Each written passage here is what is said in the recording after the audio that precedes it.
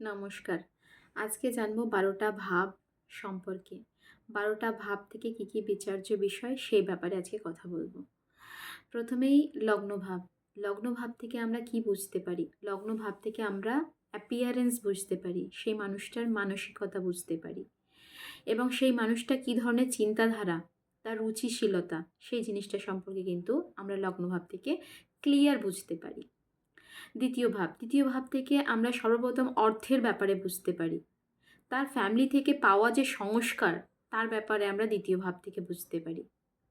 খাদ্যের রুচি সম্পর্কে আমরা বুঝতে পারি। তৃতীয় ভাব হচ্ছে পরাক্রমের ঘর। সেই ঘর থেকে কোনো বিষয়ে তার যে ইনিশিয়েটিভ নেওয়ার ক্ষমতা কতটা হবে, সেটা আমরা তৃতীয় ভাব থেকে বুঝতে পারি। আর কি বুঝতে পারি না, কমিউনিকেশনের জায়গাটা আমরা বুঝতে পারি। তার যোগাযোগটা কী ধরনের থাকবে, সে কি যোগাযোগের কতটা সক্ষম, সেই জিনিসটা আমরা তৃতীয় হাউস থেকে বুঝতে পারি। অবভিয়াসলি এখান থেকে ছোট ভাইকেও বিচার করা হয়। এবার আসি চতুর্থ ভাব। চতুর্থ ভাব থেকে আমরা কি বুঝতে পারি? গৃহসুখ বুঝতে পারি। মাতার শরীর বা মাতার সম্পর্কে জানতে পারি। তার নিজস্ব বিষয় সম্পত্তি সম্পর্কে জানতে পারি বা প্রাইমারি এডুকেশন সম্পর্কে জানতে পারি। পঞ্চম ভাব থেকে সন্তান জানতে পারি, প্রেম জানতে পারি। প্রেম সম্পর্ক হবে কি না হবে না পঞ্চম হাউস থেকে বোঝা যায়। সন্তান সম্পর্কে, সন্তানের পড়াশোনা সম্পর্কে এই হাউস থেকে বোঝা যায়। তার মেধা কতটা, ফিফথ হাউস থেকে কিন্তু বোঝা যায়। ষষ্ঠ ঘর রোগ, ঋণ, শত্রু। তার শত্রু থাকবে কি থাকবে না সিক্সথ হাউস থেকে কিন্তু আমরা জানতে পারি। ঋণ কতটা হবে আমরা কিন্তু সিক্সথ হাউস থেকে জানতে পারি। তার ডেলি রুটিন, ডেলি এফর্টস, যে কোনো বিষয়ে কাজকর্মের ক্ষেত্রে তার প্রত্যেক দিনের যে রুটিন, সেই সম্পর্কে কিন্তু আমরা সিক্সথ হাউস থেকে জানতে পারি। সপ্তম ঘর থেকে আমরা পার্টনারকে বিচার করে থাকি। সে বিজনেস পার্টনার হোক বা বিবাহিত পার্টনার হোক, আমরা কিন্তু সপ্তম ঘর থেকে সেটা বিচার করে থাকি। এখান থেকে ট্রাভেলও বিচার করা হয়ে থাকে। ট্রাভেলের ক্ষেত্রেও কিন্তু সপ্তম ঘর থেকে বিচার করা হওয়া যায়।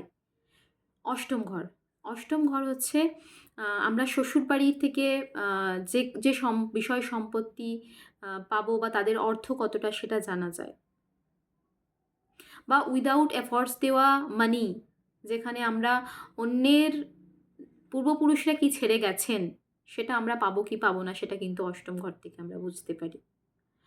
বা আমাদের অকাল্ট সায়েন্সের রুচিশীলতা বা রিসার্চ রিলেটেড জিনিসের প্রতি কতটা আমাদের ইন্টারেস্ট, সেটা কিন্তু আমরা অষ্টম ঘর থেকে জানতে পারি।